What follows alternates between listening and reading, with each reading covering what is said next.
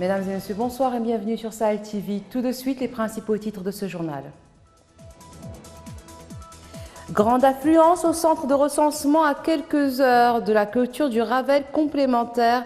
Ce dernier jour a été en partie dédié aux personnes hospitalisées.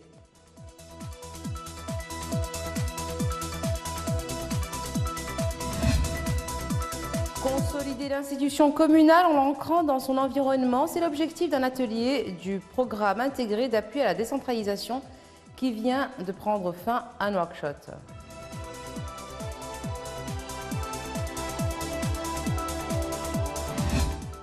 L'Union européenne au chevet du G5 Sahel, une série de réunions a lieu ces jours-ci à Bruxelles entre les deux parties.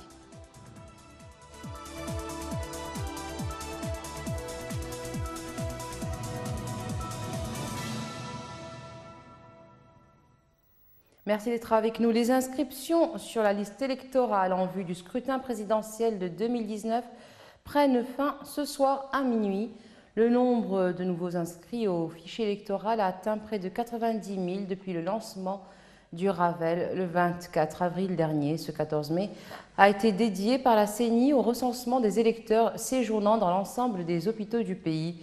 L'affluence des citoyens retardataires au bureau de recensement était perceptible, notamment à Sepra, où notre équipe s'est rendue en tournage. C'est récidivé. File interminable devant les centres d'inscription sur la liste électorale. À partir d'aujourd'hui, si vous n'êtes pas inscrit sur la liste électorale ou si vous n'avez pas actualisé votre inscription, c'est trop tard. Pour le moment, je ne sais pas. Je viens d'arriver. Je ne sais pas si quel problème qui passe ou bien il n'y a pas de problème. Ça, je ne sais pas. Bon, je viens d'arriver. Je vais voir les situations. Si je connais les situations, comme c'est la Mauritanie.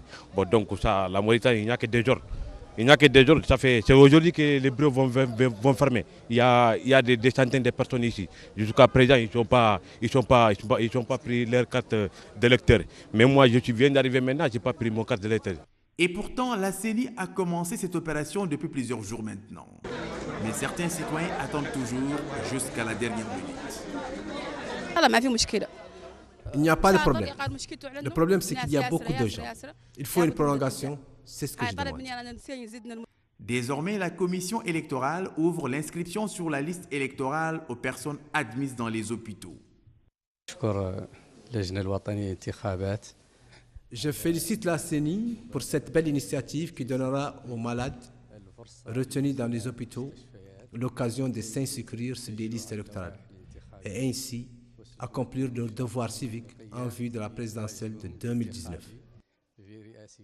Une élection, c'est un processus. Les différents éléments du puzzle se mettent progressivement en place en perspective de la présidentielle du 22 juin. Les grands commerces au centre de Nouakchott ont baissé leur rideau ce mardi après une violente confrontation entre dockers grévistes et d'autres de leurs collègues qui n'ont pas suivi le mouvement. Arrivés en nombre sur les lieux, les dockers du port en grève depuis quelques jours ont pris le dessus sur ceux qui procédaient au déchargement de camions dans les commerces et ont entrepris de brûler des pneus dans la plus grande avenue commerçante de la capitale. Une unité de la police arrivée sur les lieux a dispersé les dockers grévistes et bloqué les voies adjacentes menant au commerce où stationnent des camions en instance de déchargement.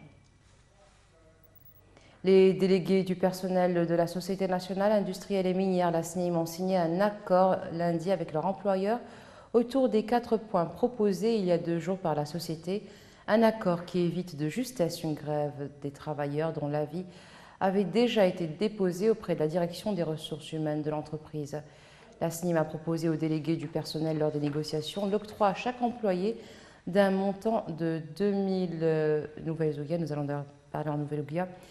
La majoration de la prime de production du mois de mai de 20% au cas où la production atteindrait à la fin du mois 950 000 tonnes et le déblocage d'une enveloppe de 6 millions d'ouguias pour la couverture sociale. Cette enveloppe sera répartie entre différents domaines, comme par exemple le mobilier de maison, les activités culturelles et sportives, et le reliquat réparti entre les travailleurs, permettant à chacun de recevoir 3 500 ouguias. 5 000 ouguias seront versées à chaque travailleur à l'occasion du mois de Ramadan. L'accord prévoit par ailleurs de résoudre le problème des travailleurs codifiés SE4 et employés par les sociétés intermédiaires travaillant avec la SNIM et qui ont été intégrés au sein de la société pour supprimer le tâcheronat.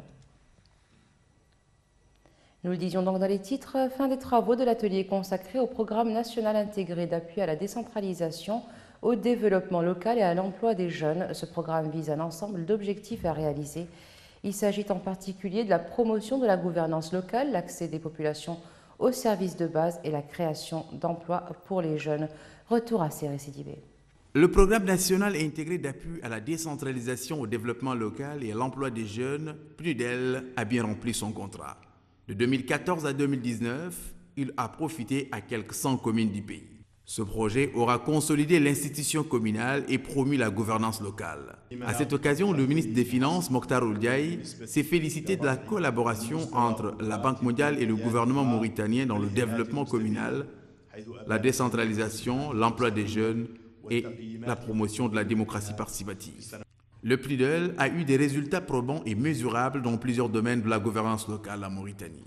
Au-delà des services et capacités apportées, ces derniers projets où le PNUDEL aura amélioré le cadre réglementaire avec par exemple le décret sur les missions des secrétaires généraux des communes, une évaluation du Fonds régional de développement, l'expérience des commissions locales de passation des marchés ou encore le travail sur la stratégie de décentralisation en cours de validation. À l'heure du bilan du PNUDEL, les communes bénéficiaires souhaitent la poursuite de la philosophie du projet. Que si le projet d'appui à la Banque mondiale, que nous remercions très sincèrement, tire à sa fin, le programme LIU est un programme de l'État et ne doit pas être impacté par les vicissitudes propres au projet de nos partenaires au développement. Il serait donc capital qu'il se poursuive et s'élargisse à toutes les communes du pays qui ont tant besoin de ce type d'intervention. La décentralisation, comme tout un chacun le sait, est un chantier pour des siècles et ce n'est pas un programme sur 5 ans. Pour une meilleure appropriation des projets de développement par les populations, il faut leur implication à la base, mais également une harmonisation des approches des différents acteurs du territoire. Le PNUDEL s'en va, il doit être supplanté par un autre projet qui va consolider les acquis. L'Assemblée nationale a adopté aujourd'hui 2 projets de loi. Le premier autorise la ratification de la Convention sur les migrations dans des conditions abusives et sur la promotion de l'égalité de chance et de traitement des travailleurs migrants, adoptée à la 60e session de la Conférence internationale du travail de juin 1975. Le second projet autorise la ratification de la Convention concernant les consultations tripartites destinées à promouvoir la mise en œuvre des normes internationales du travail, adoptée à la 61e session de la Conférence internationale du travail en juin 1976. La première convention constitue un cadre général de coopération dans le domaine des droits de l'homme à travers la protection des intérêts des travailleurs s'ils sont employés hors de leur pays. La deuxième convention constitue un cadre général de coopération entre les pays membres de l'Organisation internationale du travail. Et autre nouvelle à la une, l'Union européenne est attachée à la sécurité et au développement du Sahel. Elle constitue le principal partenaire dans la région. C'est ce qui ressort de la réunion du Conseil de l'Europe sur le G5 Sahel qui s'est tenue hier à Bruxelles. Cette rencontre préparée est une série de réunions ministérielles entre les deux ensembles avec l'ouverture ce matin de celle des ministres des Affaires étrangères et de la Défense. Sid Ahmed Behilatou. Les ministres des Affaires étrangères et de la Défense de l'Union européenne et leurs homologues des pays du G5 Sahel, Burkina Faso, Tchad, Mali, Mauritanie et Niger ont procédé aujourd'hui à Bruxelles à des échanges de vues sur la mise en place d'une coopération à long terme entre les deux entités. Cette réunion intervient au lendemain de l'adoption par le Conseil de l'Europe de ses conclusions relatives au soutien de l'Union européenne aux autorités et aux populations du Sahel, qui demeurent confrontées à des défis de diverses natures. L'Union européenne est attachée à la sécurité et au développement du Sahel et elle constitue le principal partenaire dans la région. Elle s'est dotée d'une approche complète intégrant dialogue politique et diplomatique, sécurité et stabilité, ainsi qu'aide au développement et soutien humanitaire. L'Union européenne soutient aussi la sécurité et la stabilité dans la région.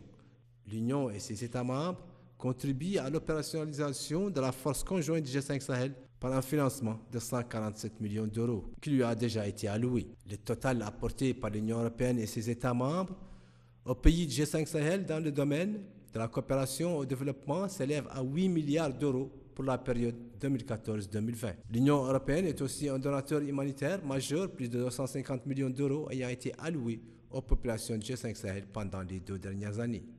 La Mauritanie est représentée à ces réunions par le ministre des Affaires étrangères et de la coopération et celui de la Défense.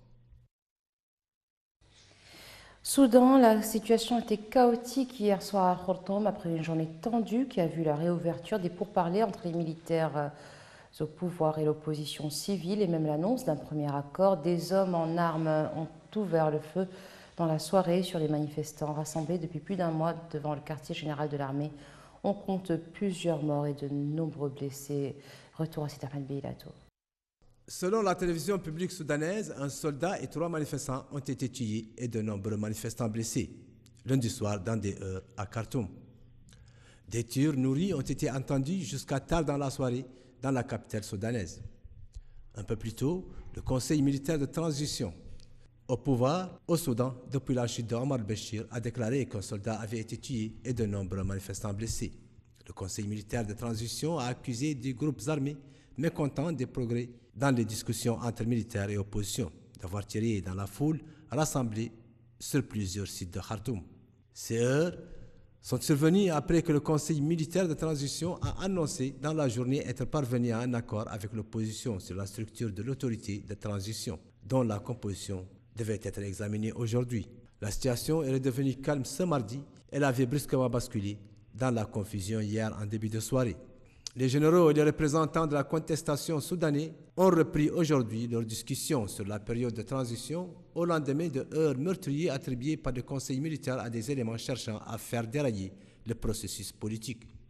Les pourparlers ont repris aujourd'hui à 11h GMT, a déclaré Khalid Omar, l'un des chefs de l'Alliance pour la liberté et le changement, la coordination des mouvements politiques, des syndicats et des associations qui veulent un transfert rapide du pouvoir aux civils.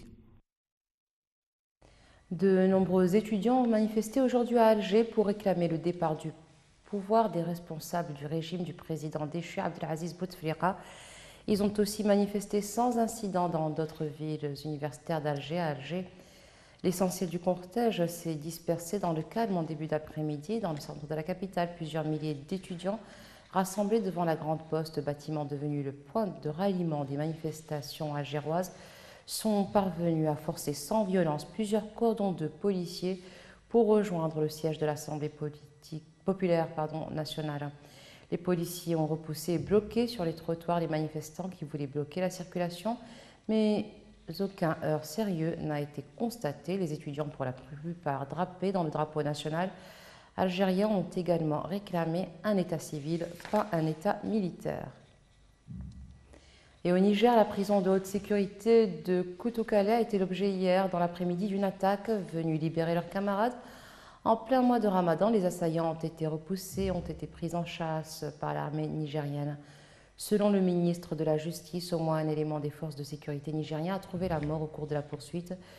Ce n'est pas la première fois que des djihadistes et des narcotrafiquants tentent de s'attaquer à cette forteresse qui se trouve à 45 km de la capitale Niamey. C'est la seconde fois que la prison de haute sécurité de Koutoukale est attaquée en quelques années, comme en octobre 2016.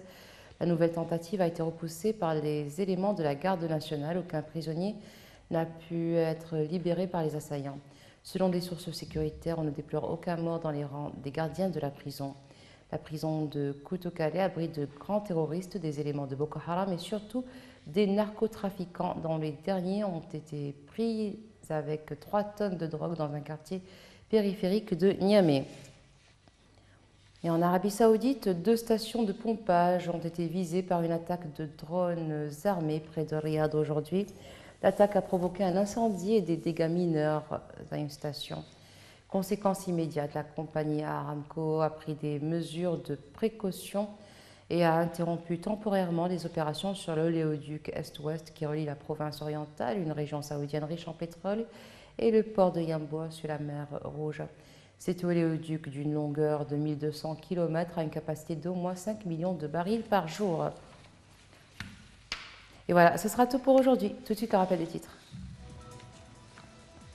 Grande affluence au centre de recensement à quelques heures de la clôture du Ravel complémentaire. Ce dernier jour a été en partie dédié aux personnes hospitalisées.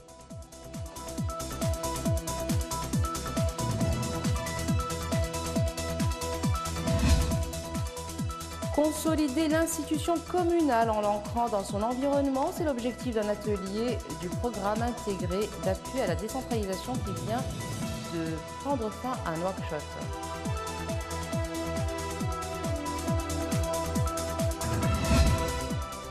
L'Union européenne au chevet du G5 Sahel, une série de réunions a eu lieu ces jours-ci à Bruxelles entre les deux parties.